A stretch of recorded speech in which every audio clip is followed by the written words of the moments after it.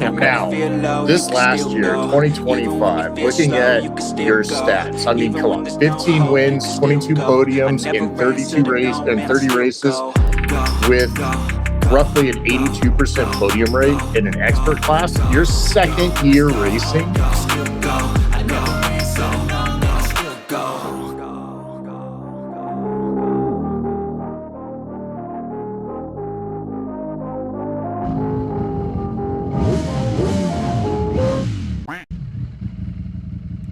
Welcome to the channel. Today, we have a special guest. We've got Aden Sandlin, who is a local club racer here in the Washington area. Now, he started out in 2024 and just hit the scene, blew everybody away. So let me go ahead and bring him on. So now you and I met, actually. I saw one of your videos on the WMRRA on it was either Track Day Addicts. Yeah, it was Track Day Addicts, and I recognized that you were at Pacific Raceways. And I was like, oh man, I was just there too. And so that's where we connected. And we've been in contact back and forth trying to get this going. And I'm so glad that we were able to make this happen. So take me back to 2024. All right. You jumped into competitive racing and quickly became a standout here in the Pacific Northwest with WMRRA and OMRRA. So what sparked your decision to go from track days to full-on racing, and how does your family play into that, like your background? I remember seeing a post about your uncle racing, and how does that play into the passion? So I think I got my first street bike when I was 18, so about 4 years ago. I'm still into cars, but I was into cars when I was about 16, and I started making my own money and could spend my own money. And I got a V6 Mustang at the time, and I had that for, I think, a year exactly. I bought it on my 16th birthday, sold it on my 17th birthday. Was into cars for a couple years, and then my roommate at the time, Caden, he had got when I was 18.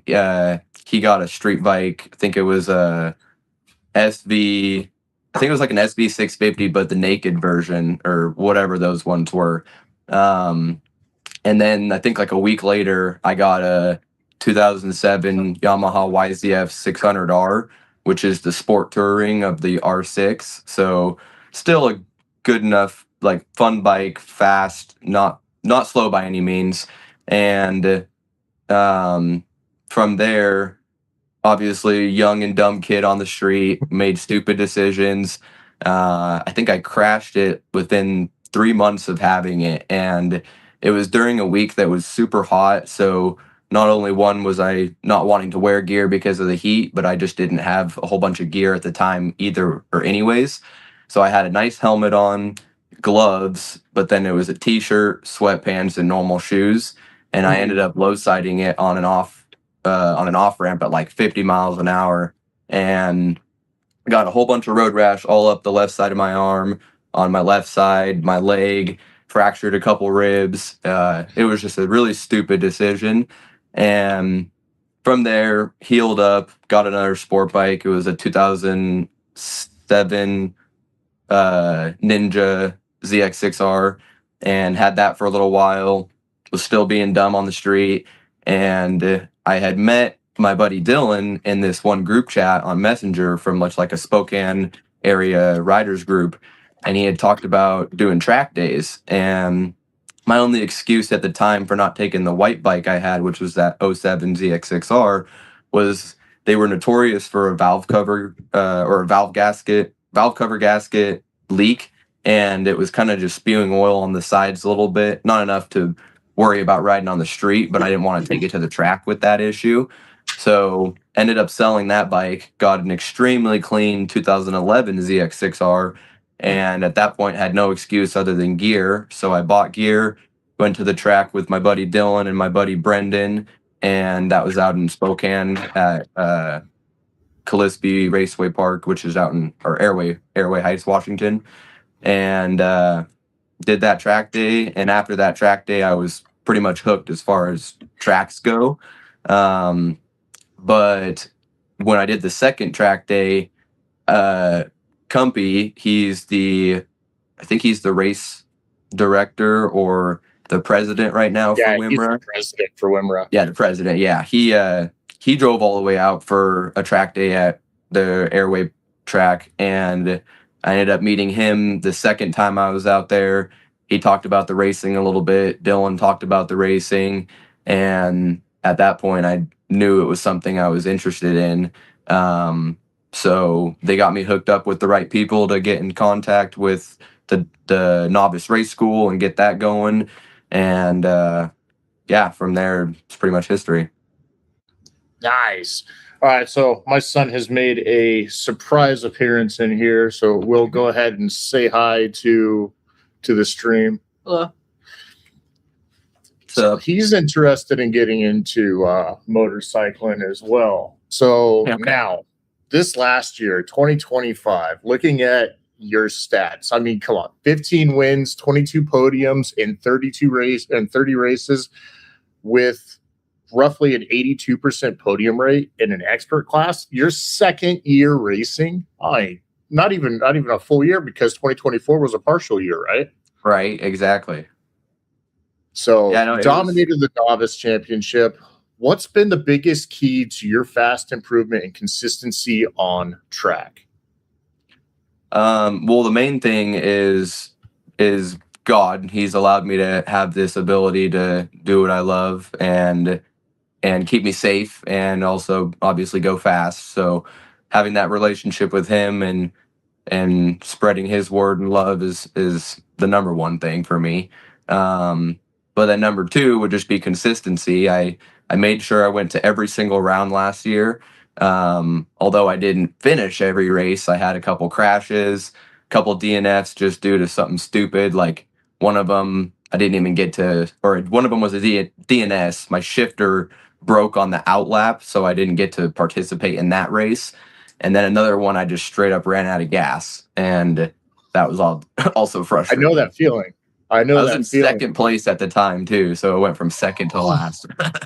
So not to detract a little much here, but during my first taste of racing on my V4 Street Fighter, I get out on track and I'm going, and I'm coming down the front straightaway and I'm pinned, and all of a sudden I can feel a little bit of a hiccup in my bike. I'm like, what's going on here? I just picked it up from So-So Cycles, where they did they put some new tires on it and did some other work to it. And I completely forgot that when I dropped it off, it did not have a whole lot of fuel. And so I go to pull off the track. I talked to somebody who was there, and I was like, yo, hey man, how much time is left? And he was like, we got like 10 minutes. And I was like, all right, I got to get fuel. And he's like, all right, man. All right. If you want to bounce off. And I was like, no, I'm going to be back. Yeah. I pulled over to the gas pumps, filled my bike up, and hopped back out on track, and freaking had a blast. It was my second time out there. Either way, nice. Man, it was funny as hell. So give me 1 second. I'm going to see if I can't get him hooked up over here. I can't find my splitter. But so yeah, let's go ahead and dive back on in there for consistency. Like how do you remain consistent? Pretty much just, doing the same thing, obviously. Pretty much, I would say, as far as the racing goes, like I said, making sure I'm going to every single round. But then bike reliability is another big thing. So I have a R6, or I have two R6s now, but the one I rode the last 2 years or year and a half is a 2008 R6, and it's been extremely reliable. Obviously, I ride the crap out of it, but maintenance on the bike, so just doing an oil change very often. I think I do an oil change every 2 rounds. So I'll go the track day, the 2 race days, a track day, the 2 race days, and then when I take it home, I do an oil change. Some people even do it every single round, so that's just all preference. But that, and then changing the flushing brake fluid out, coolant, just staying on top of servicing the bike, I guess, would be a big thing, because if you don't have a bike under you to ride, you're not going to be able to compete for the championship.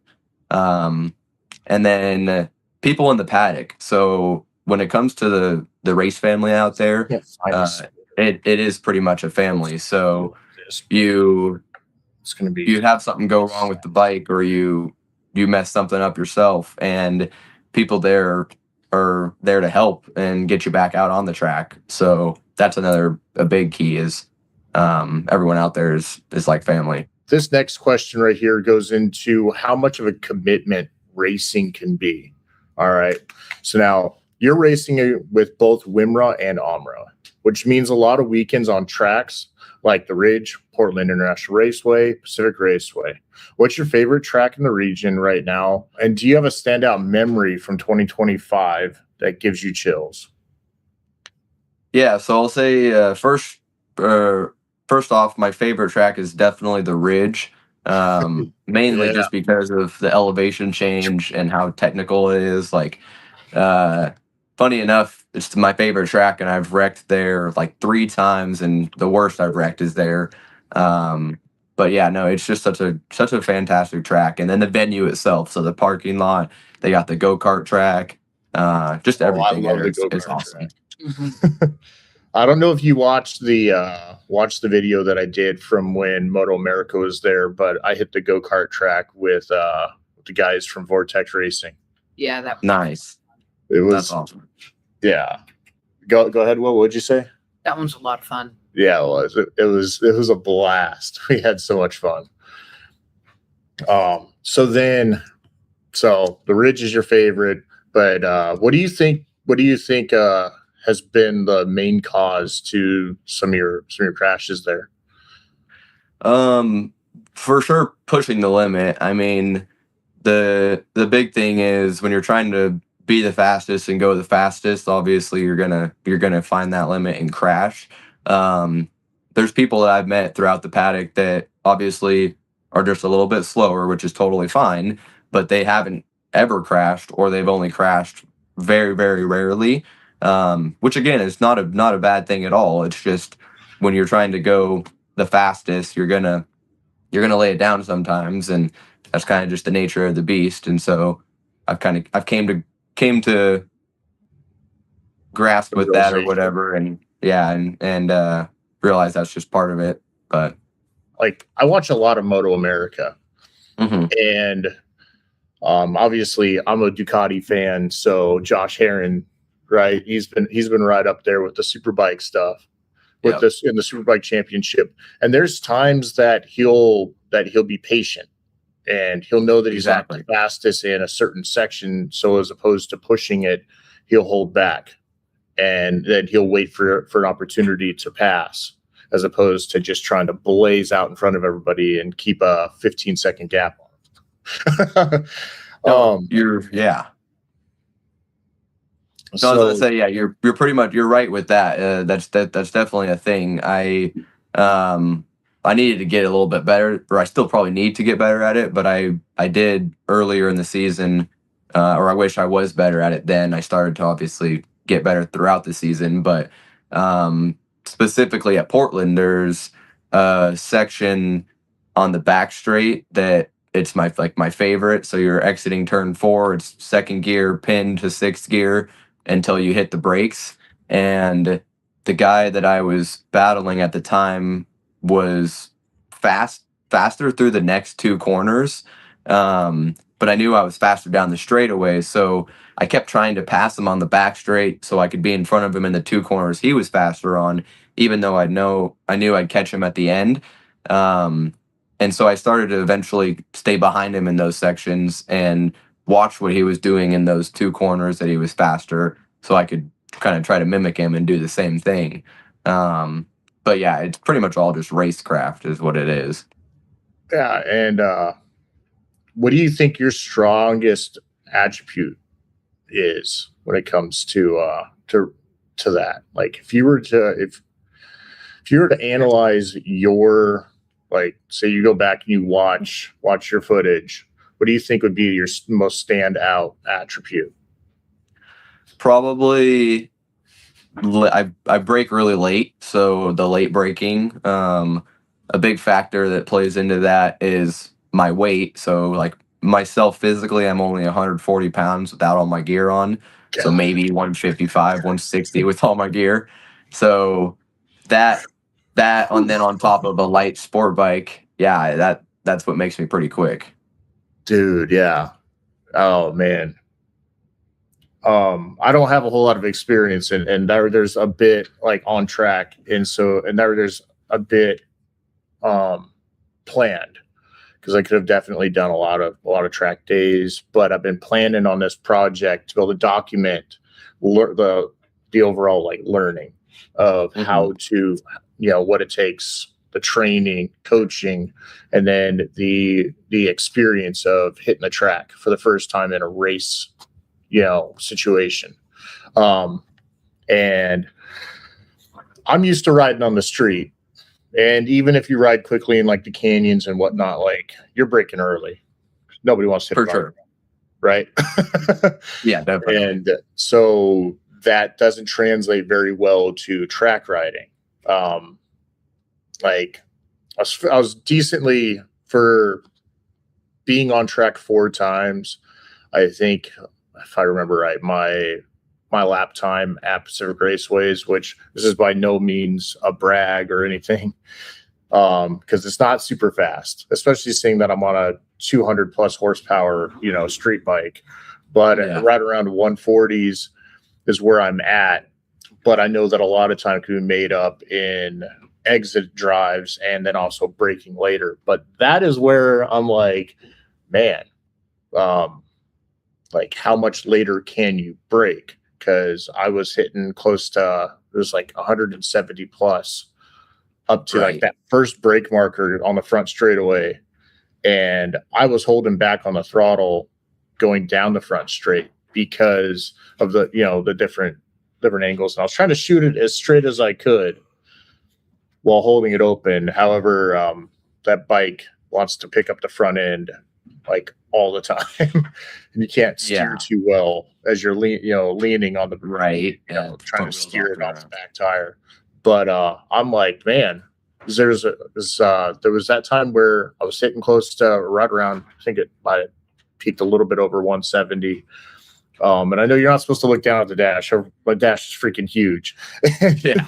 And so I'm like, oh yeah, wow, I'm cooking it, But hit that first brake marker, and all I did was I just let up off the throttle, and I'm bleeding off speed. I get on the brakes just a tiny bit, and I'm already doing 60. I'm like, man, I could freaking dive into here so much harder, because I'm sure that most riders or racers are hitting this turn at probably close to 100. Though I know on most race bikes you don't have a speedometer, so there's there's that. So how deep do you go, and like what? I mean, are you counting gears? Like, how do you, when you're racing, how do you determine your speed? Like, how do you figure that out?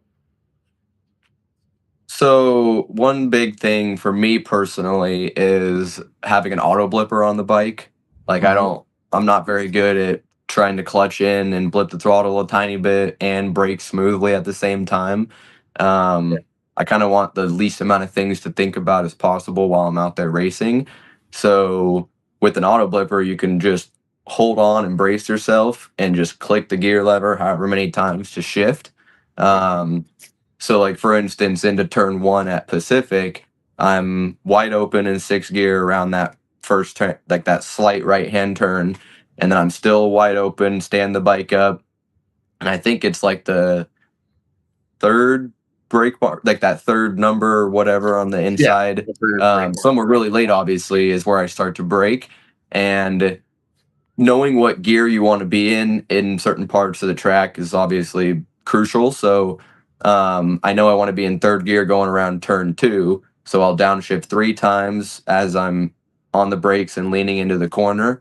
But then when it comes to determining how late I can brake, it's just very small increments on practice days and on your, like, if you're maybe even your qualifying laps, that you have a brake marker where you brake somewhere.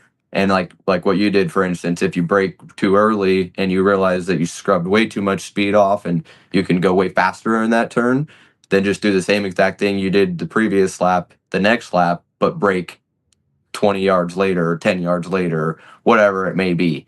So just small increments, and then you'll find the limit that you'll go through the corner and almost blow it, or it'll just be perfect and it'll click and you're just like, all right, that's what I need to do. The Ducati Dads has teamed up with the Remix Racing Project, a 501c3 nonprofit organization dedicated to breaking down the stigma surrounding mental health and addiction, raising awareness and expanding access to life-saving resources. We'll be taking a cross-country road trip from the West Coast to Barber Motorsports Park in Birmingham, Alabama, turning the entire journey into live story-driven content. As a sponsor, you'll get authentic exposure across cinematic videos, live streams, blog posts, and podcast interviews as audiences follow the trip in real time. Now, what's in it for you? As an individual, business, or organization, you'll get repeated brand mentions during live streams, integration into long-form video content, visibility at race week, and direct engagement with fans and racers along the way. Plus, this content will live on far beyond this event. Now, we're partnering with a small group of sponsors to cover $5,000 in travel and race expenses. If this sounds like a fit, I'd be happy to schedule a brief phone call or Zoom meeting to discuss. I look forward to any questions that you may have. You can email us at ridewithus@theducatidads.com, as well as a link to the GoFundMe will be in the description. Thank you. And until next time, we'll catch you on the next ride. Okay. So now how do you balance, like, but you're racing for both WMRRA and OMRRA. How do you balance your life, like, around racing? Like, you still work a full-time job. You live hella far away from where the racetracks are. Yeah, pretty much. So my job is, they're very flexible with my racing, and they support it as well, which is pretty cool. But my schedule is Sunday through Wednesday. Are you still there? Yeah. Oh, okay, cool. Yeah, so my schedule is just setting something up. Gotcha. My schedule is Sunday through Wednesday, and I already have Thursday, Friday, Saturdays off. So all I have to do is take a Sunday off, and I'll drive out Thursday afternoon, get there Thursday evening, stay Thursday night, ride Friday, ride Saturday, ride Sunday, and then Sunday evening at like 6:30, I'll leave Portland, Seattle, wherever we're at, and drive the 6.5 hours home to Coeur d'Alene and get home at midnight, 1 in the morning, and then work 6 hours later a Monday morning. So yeah, it's definitely a go schedule. My bad. Hey, we got right here. So Leslie Reeder, how much does it typically cost per race? That's my aunt, by the way. And sorry. Oh, okay. I didn't butcher her name, did I? No, that was bad. Yeah, that was good. So I think the registration fee is $130, and then each race is either $70 or $100, depending on the race. So if it's like a formula race, I think it's 100, and the normal ones are 70 or so. And that's for expert. I think novices is a little bit cheaper. And that's just to get on track. Then you got the gas, the tires, the food out there. It's just they're expensive weekends, that's for sure. Yeah. Oh, definitely. Oh, there we go. So we figured about $1,500 per weekend on average. Yeah, true that. Depending on, like, the worst it ever was, granted, because I got some front and rear suspension that same weekend and had Sage with CT Racing Services and Barry install it for me. But that was like a little over $3,000 weekend. So yeah, they're expensive. Oh, here we go. I missed this comment earlier. So what is the target goal year for MotoAmerica? The target goal year. So today, 2020, I would say realistically, probably 2028 or 2029. Unless I get picked up by a team or something happens before then. But pretty much all of this season is just going to be, again, getting my name out there, making a name for myself, just getting more experience and seat time, because I'm still new to all this, and I'm still learning myself.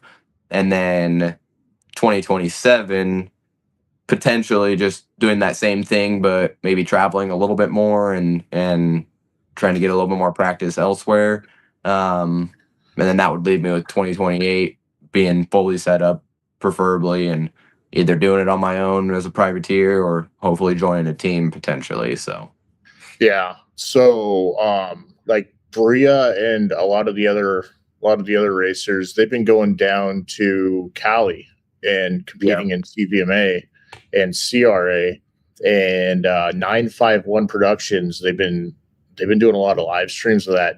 I mean, what they're doing, hats off to them, man. Those guys are incredible.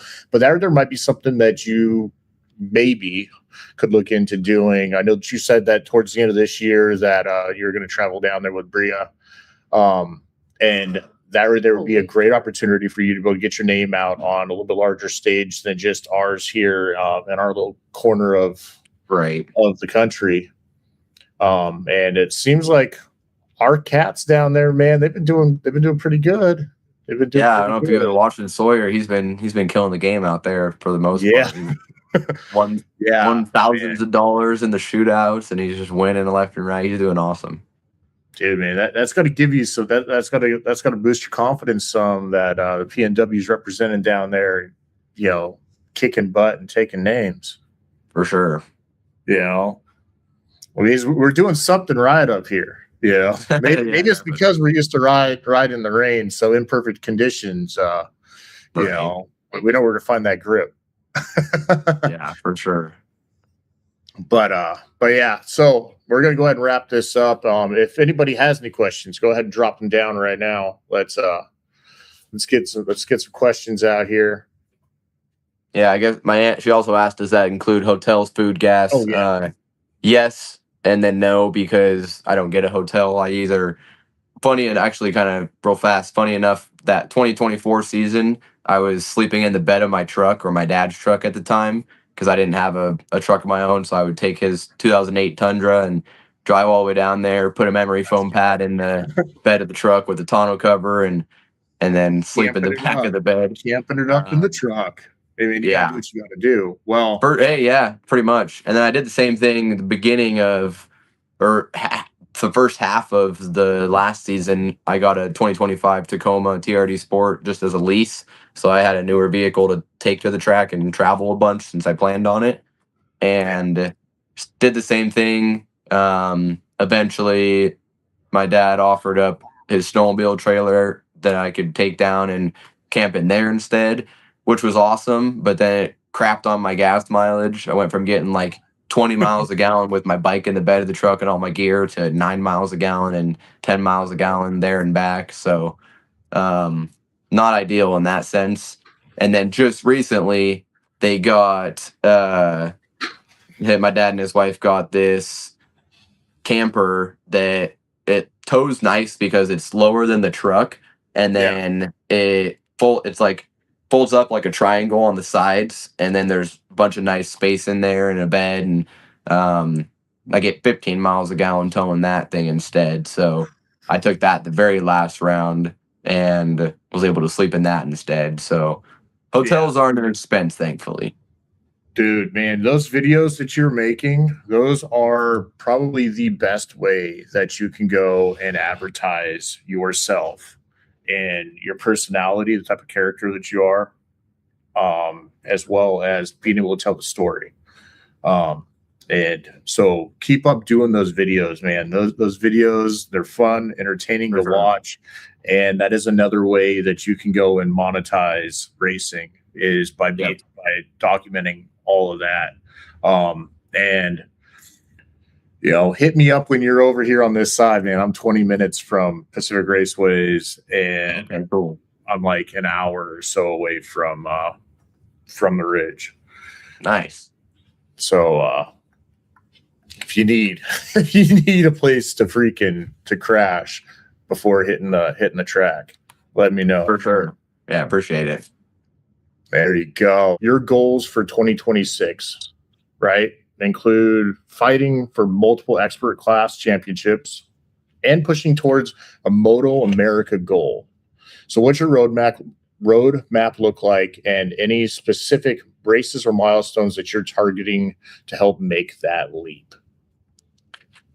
So mainly, again, consistency, just making sure I get out to all the race rounds and try to participate and finish every single race. And then second, I did get a new bike for this year. I got a 2025 R6 Race. I wanted to touch on that. The main reasoning that I had gotten it was I was talking to a few people in the paddock the last couple the last 2 rounds at Pacific, and they were basically just saying that if I'm doing so well like I am and I continue to do so, I might as well be on a new bike, because then I'll at least get some money back from the factory, from Yamaha, for racing and winning on a newer bike. So not only did that make sense to me, but then it was just a good excuse to get a new bike instead of a 17-year-old R6 that was still making it work. So yeah, pretty much I got a new bike and didn't race it the last 2 rounds of last year because it wasn't near set up. It was just a stock R6 race. They say it's a race, but it's just got a few little things here and there that are taken off. Got a of the little street beeps and boops and doodads that make just a few, but yeah. So now this off season, you've been working on that bike, right? You send it off to somewhere to have them go and put that special treatment on it. Yeah, so I've been doing basically everything myself. The only thing that I had someone help me with was one of my sponsors here in Post Falls, Jason Thompson. He's got his company MotoMedic, so he only works on sport bikes in our area around here in the Kootenai County area. And he just installed the chain and sprocket the 520 chain and sprocket conversion, because I just don't have the chain braking tool, and I'd rather have him do it than me, just so I don't risk a chain flying off if I did it wrong. Everything else I'm fairly comfortable doing on the bike. But yeah, so I had him help me with that. I've done everything else myself. And then the last couple of things I just did was took it out to Seattle to have some data stuff installed with the AIM Solo 2 lap timer and data logger, and then took it out to Nate with Two Wheel Dyno Works and had them dyno. Yeah, let's go. Yeah, Nate's the man. Yeah, Nate's another sponsor for this year, so he tuned the bike for me. Dude, that's awesome. Yeah, Nate's good people. All right, so now you have your sights set on MotoAmerica, right? Mm-hmm. We were there, and I got distracted by the bike, but you were heading that direction with where you're going. So what's the roadmap look like to get there? That I'm still trying to map out and kind of figure out. I have no idea, but I also have a little bit of an idea. Pretty much just doing what I'm doing right now, making a name for myself, getting my name out there, starting to meet people and know the right people. And then money's a big thing. So either getting a big sponsor to kind of cover that sort of stuff, and then a bike as well. So the R6 I have, I think would, after I spent a bunch more money to make it MotoAmerica ready, I think it would be like somewhat competitive, but there's a next gen something that's going to be in the Supersport class, and it's a lot of the 750s and V2s and bikes that are a little bit fat. Yeah, and then the R9s. Yeah, that's what I was getting ready to say. The R9s have been doing a lot. Yeah, and there's gonna be I foresee some rule changes coming down the line for the Supersport class within MotoAmerica. But I mean that's all, that's all rumors and drama. Shout out our sponsors. We've got Vortex Racing, EK Chains. We've got W Energy Drinks, Seattle Credit Union. Those videos that you're making, those are probably the best way that you can go and advertise yourself and your personality, the type of character that you are, as well as being able to tell the story. And so keep up doing those videos, man. Those videos, they're fun, entertaining to watch. And that is another way that you can go and monetize racing is by documenting all of that. And hit me up when you're over here on this side, man. I'm 20 minutes from Pacific Raceways, and I'm like an hour or so away from the Ridge. Nice. So if you need a place to crash before hitting the track, let me know. For sure. Yeah, appreciate it. There you go. You are doing absolutely amazing. You are rocking it. I love it. All right. Thanks, Well, Leslie. we're going to go ahead and hop off of here. I appreciate you coming on here, man, telling us your story. I want to help promote what you got going on, man. I love your personality, type of person you are. And so go ahead and hang on a couple minutes after I go ahead and end the stream.